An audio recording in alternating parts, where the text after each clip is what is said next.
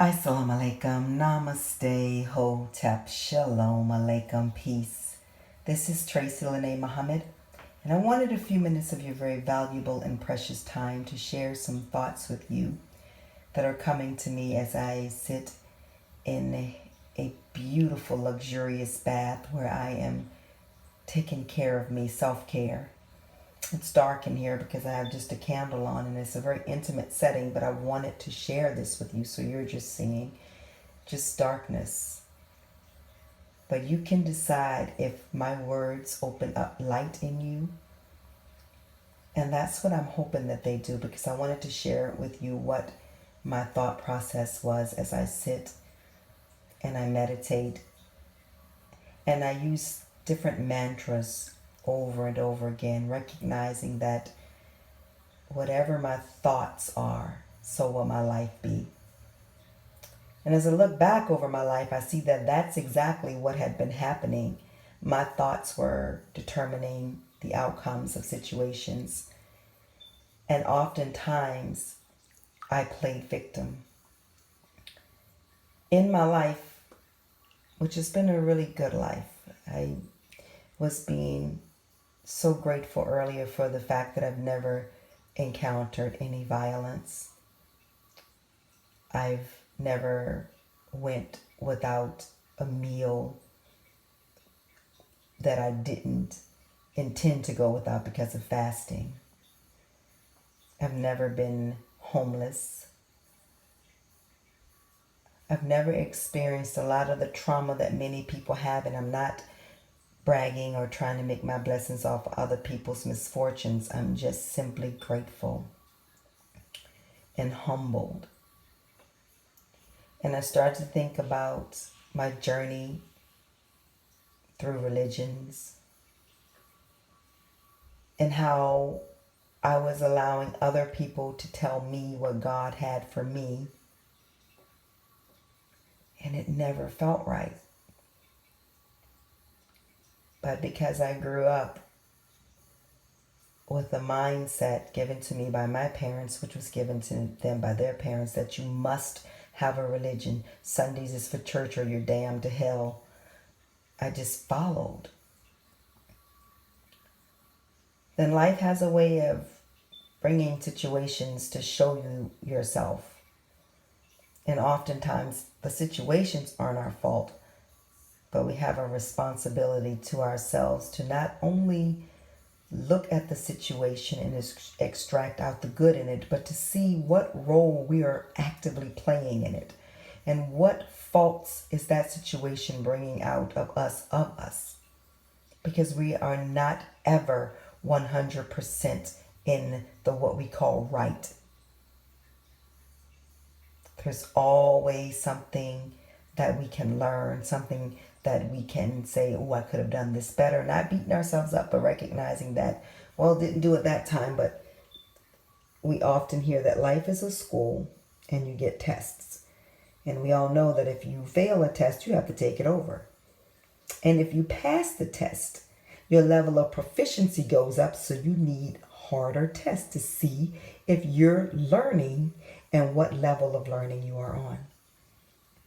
So when I finally recognized that I really could do this on my own, that my connection to the divine was strong enough that I didn't need anyone telling me how to do it, that I could take the things that worked in each of the religions that I participated in and hold that dear to my heart, but I could indeed be all that I wanted to be and not be afraid that some God was going to punish me, or I ever once someone said to me that if I left the mosque, that Allah was going to chastise me until I came back and just punish me. And I said, why would he even want me back if he has to do all of that? I would be of no service to him. He doesn't need me for that.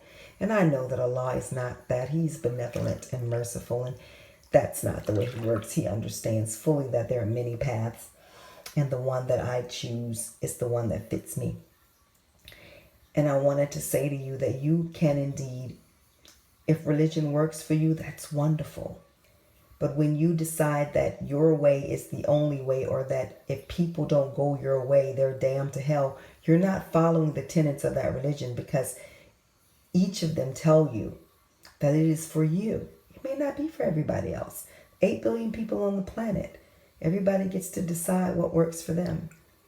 They don't have to be a part of your tribe. You can decide that that doesn't work for you, and that's okay. I was thinking also about how I waste a lot of time on social media concerning myself with other people's business, famous people's business, and they're living their lives and earning their millions. I am working my way to that. And those moments that I spend concerning their life, I'm taking away at what I could have been given to mine. I'm learning the art of not attaching to anything. Doesn't mean I don't love my children, but I cannot attach myself to them because they have their own lives. I can love them and support them, but give them the freedom to make their journey fit for them. And that non-attachment, that not having expectations of outcomes, usually the outcome is better than I could have ever thought. I say usually because I'm still learning to detach. So sometimes I'm still kind of holding on to stuff, and then I'm messing it up because I'm putting my hands in it. My human side of the hands, the divine side, wants me to let go. I've encountered many beautiful people along my journey, spiritual people, and the tools that they've given me have helped me. My toolbox is overflowing with ways to get myself out of all of the things that myself gets myself into. And I sit here thinking about how amazing it is to be 51 and truly happy. Like in my soul, I'm happy. In my life, I'm happy. In the mistakes I make, they're still happy. I was sitting here thinking about how blessed I am to teach children's yoga, and to hear the parents tell me how their children add me to their prayers at night. The yoga teacher, the yoga lady. It's amazing. It makes me feel very blessed. But I don't want to take up my time talking about me. I really just wanted to share with you that it is okay. Whatever you're feeling, it's okay for you to feel it. Explore it. Work with it. See what it's trying to teach you. Be willing to live by yourself in your mind for a while. If everybody's against what you're thinking, you don't have to conform to them. You can decide that it works for you. Work it and allow your life to change and the circle you're in to change. I would suggest that you meditate every day, that you perhaps get a gratitude journal and actually write out things that you're grateful for. It's great to say it, but one of the beautiful things I was taught by the Most Honorable Elijah Muhammad is that when you write, you're allowing your thoughts to come from your head into the physical. So that writing brings it out, and now there it is on that page. It's physical. It can be.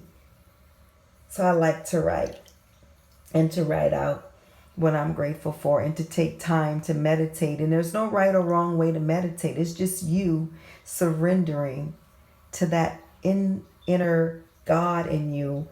Or if that's not what you subscribe to, whatever you subscribe to, it's you allowing that voice to speak through you.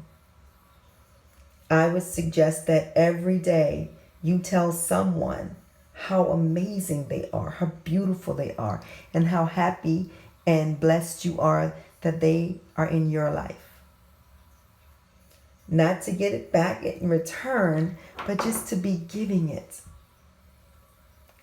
I'm not suggesting anything that hasn't been suggested to me and that works, or that is in not only religious schools of thought, but in spiritual schools of thought. I just sometimes a nice gentle reminder, because we can get caught up in worry and fear. And I would suggest that you decide to let that go and call on your higher power. Say, I need a sign that you are here with me, that you are supporting me, that you are not going to allow this thing to suffocate me, whatever that thing is. And then be still and allow the answer to come, because it'll come. You're so loved and so supported, and whatever it is you're going through, you attracted it to you for a reason. Perhaps it's a consequence from some fuckery you started. Perhaps it's just so you can see that you've grown past a certain level, or that you need to grow past that level. If you can detach yourself from the situation and become an observer of it for a little bit, just observe it to see. You know what I used to do, and this is something that I was taught through some yoga school of thought.